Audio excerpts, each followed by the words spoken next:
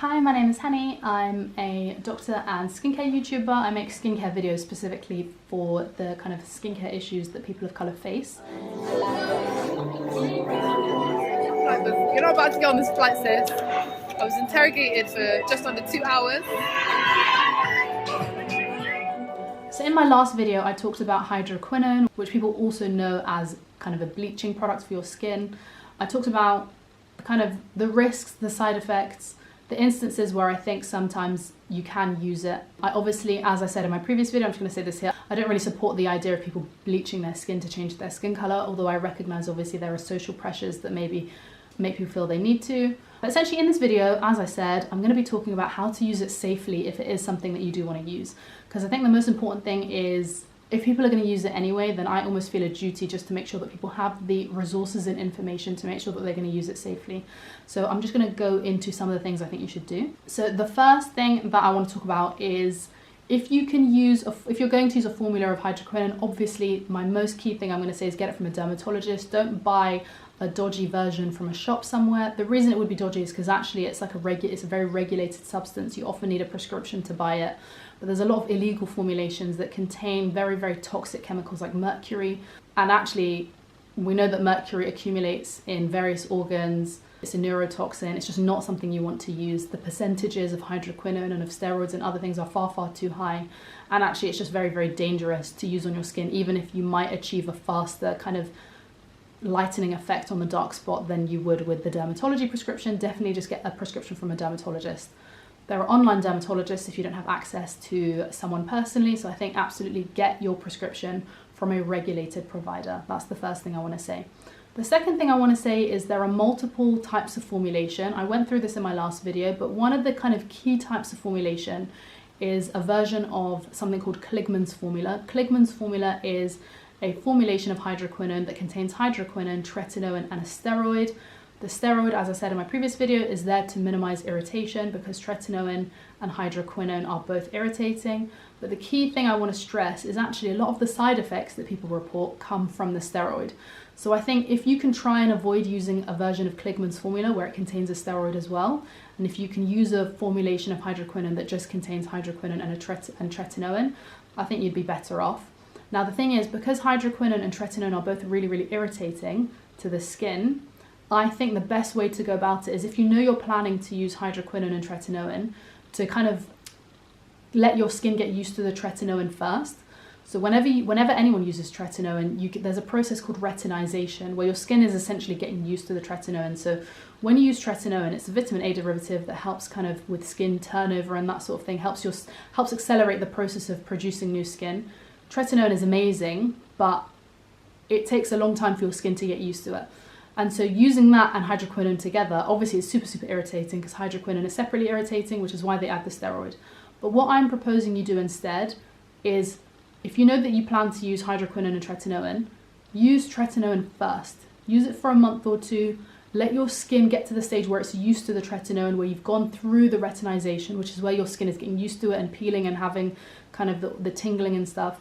Let your skin get used to the tretinoin and then introduce the hydroquinone and tretinoin. And that way you may be able to get away with having a formulation that doesn't contain the steroid, which is there to calm the inflammation down. If you do this kind of gradual process where you start using the tretinoin first for a couple of months, let your skin get used to that, you're much likelier to find that the hydroquinone and tretinoin combination isn't as irritating and you can forego using the steroid. Because as I say, the steroid is actually where most of the side effects come. One of the other things I discussed was the risk of halo hyperpigmentation, where you are using hydroquinone to treat a dark spot, but actually when you use it, you end up bleaching a patch of normal coloured surrounding skin. Because obviously when you're bleaching a dark spot, the skin around it is normal coloured presumably. So when you use the hydroquinone to bleach that skin to a normal colour, you accidentally lighten the skin that was already normal coloured to a position where it's too light now, and so you get, that's why they call it the hypopigmentation halo, because it looks like a halo of skin.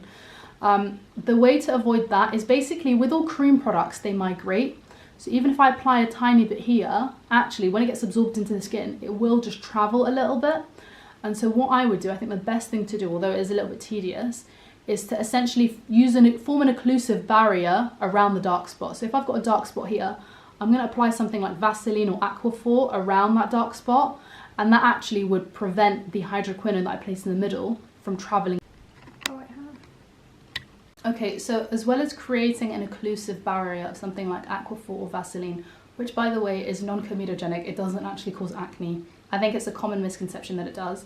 So as well as creating that occlusive barrier so that the tretinoin and hydroquinone that you use doesn't migrate, I would also just even recommend using it with a cotton bud or a Q-tip, so you can be really, really precise with your application, and so you can minimize the amount that kind of is on your hands.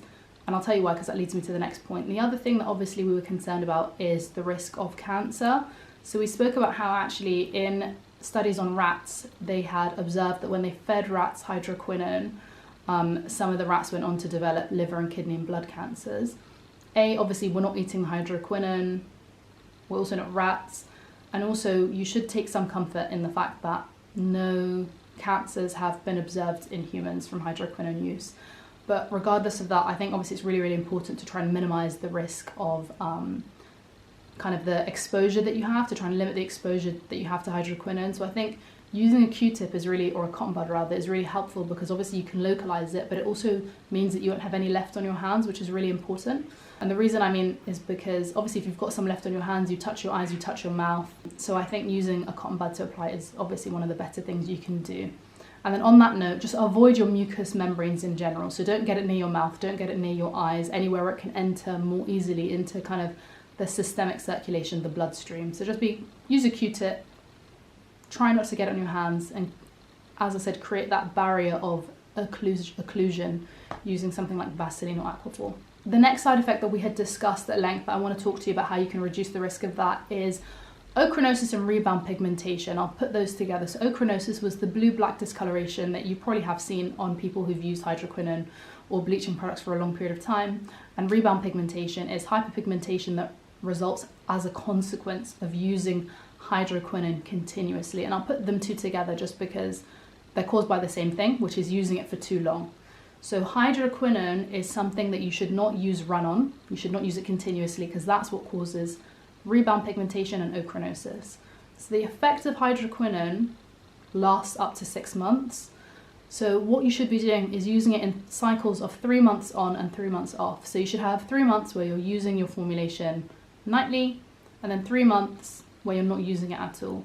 And in theory, the hydroquinone, because it lasts up to 6 months, you should be covered for the end of your break, where you can restart it. In the meantime, in the period where you're not using it, absolutely use other products that are useful against treating hyperpigmentation, such as I've literally got a whole video on it, I'll link that below. But you can absolutely use all of those products. They're very safe to use, even the ones that work similarly to hydroquinone, the tyrosinase inhibitors. So definitely use those in your gap, and then do 3 months on, 3 months off. And that gives your body an opportunity to break down some of the products that have accumulated under the skin from the mechanism of action of hydroquinone. So it's really important to use it in cycles. I cannot stress this enough. If you use hydroquinone run-on, you absolutely are going to develop either rebound pigmentation, because hydroquinone becomes less effective if you use it continuously, or ochronosis. If there's one takeaway, actually all of it's important, but I can't stress that enough. Please, please, please do that. And then as with anything, obviously use sunscreen anyway, but just a key takeaway is that tretinoin does make your skin more sensitive to the sun. Make sure you're using sunscreen as well. And then as a final point, this video has been a lot of like words of wisdom, information of caution, but as a final point, I've said this before, more is not better. 4% of hydroquinone is the gold standard, so don't use formulations that are higher than that. 4% is what they've established to be the best and most effective concentration. So don't think more is better. More just actually runs the risk of you developing some of the adverse side effects. So 4% hydroquinone is your best bet if it's something you're going to use. So that's it from me. I know it was a lot of information, a lot of caution. It was obviously a video where I'm telling you to try and be sensible if you're going to do this. But hopefully you find my advice helpful. I really hope you take my words on board if it's something that you are going to use. And as always, thank you so much for watching my video. As I always say, I really appreciate all of the support and love that I get from you guys, so thank you so much. I said this before, but I'm launching a skincare brand for people of colour. It's going to be called Hue by Dr. Hani. It's not something that you're going to have to be too cautious using, I hope. We're formulating it so that the ingredients are as safe but as effective as possible. So if you want to support that, I'm going to leave our mailing list in the description bar, and you can join that mailing list to be the first to hear about when we're launching our first products, which hopefully should be soon. Please leave a like, comment and subscribe. I read all of the comments. I'd love to hear from you guys if you have learned anything from the video or otherwise. Thank you so much and take care, guys. Bye.